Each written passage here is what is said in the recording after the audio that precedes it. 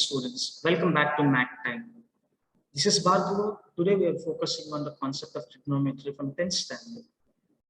We'll be looking into how trigonometric identity sin squared theta plus cos squared theta is 1 and how this identity came into existence. We'll be having a look on this. So let's directly go into the concept. So we people know that sin squared theta plus cos squared theta is equal to 1. It's a trigonometric identity. So to derive this identity, we need only three basic things. One is Pythagoras theorem, and second one is the formula of sin theta and cos theta. So we people know that Pythagoras theorem is applicable only for a right angle triangle. So this is a right angle triangle. I'm naming it as triangle ABC and right angled at B. So if it is a right angle at B, obviously the AC will be the hypotenuse. I'm representing it HYP. So if I consider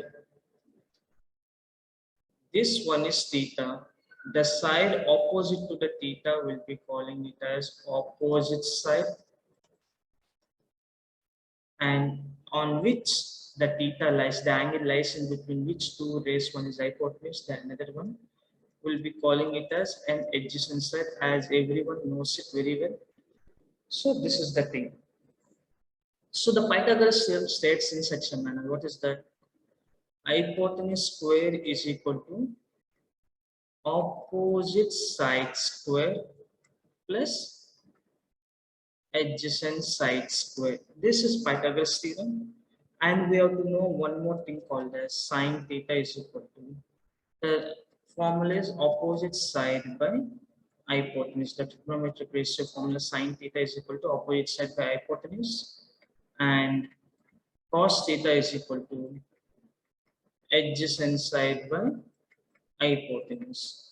So these three are the pre-required knowledge to derive sin theta, sin squared theta plus cos squared theta is equal to 1. So we are not doing anything. Always in mathematics will be coming from known to unknown. So as you people are very aware about the Pythagoras theorem, I'll be writing it here.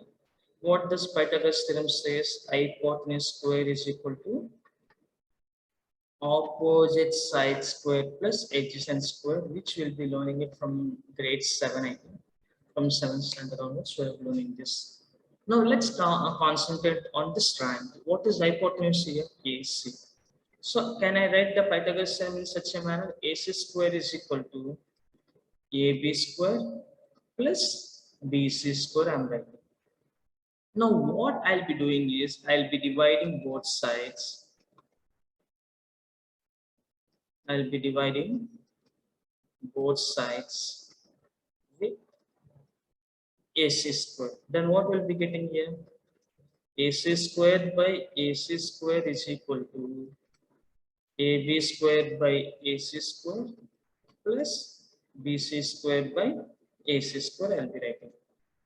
Now what I'm doing it here means I'm cancelling this AC square and AC square. I'm getting it as 1 is equal to. Now I can write this one as AB by AC whole square, and this one I can write it as BC by AC whole square.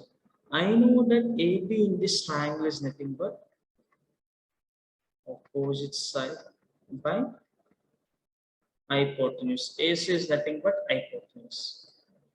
So opposite side by hypotenuse whole square plus BC value is how much? It is nothing but adjacent side. Adjacent side by AC value we know it as hypotenuse. I'll be writing it as hypotenuse square. So let's concentrate here. Opposite side by hypotenuse means we know it as sin theta. So I'll be writing it as sin squared theta